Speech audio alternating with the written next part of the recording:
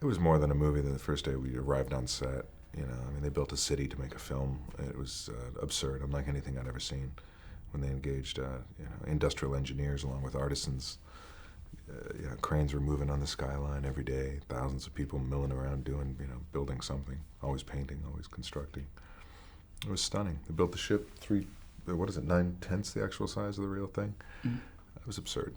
The 3D is not an arbitrary choice. It's not a kind of crass commercial, you know, endeavor. They're not having one on. It's really good, and it really differentiates. I think if you know the film, or you think you know the film, you're about to see it again in a way that engages you like never before. That's all I can say.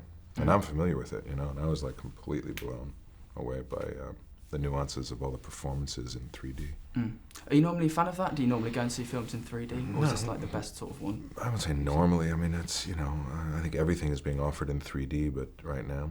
But I think in the hands of a master, you know, it really lives up to the, you know, the potential.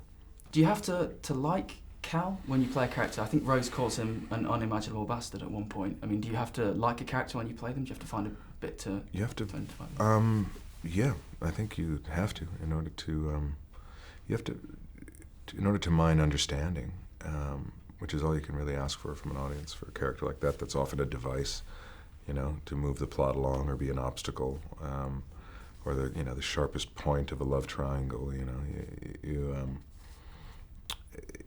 I found a great affinity for him in, you know, in the tragedy that was the character, you know, and likewise great humor. I find Cal very funny because he's, you know, his wiring doesn't really prepare him for dealing with a lot of what's going on around him. And he's a shit, you know, by all means, but I get great pleasure in, you know, watching him react to absurd situations that he can't control or probably assumes he can. And, you know, when I think of favorite quotes from the movies, I think of, you know, it's like Freud, is he a passenger? Which I rather love.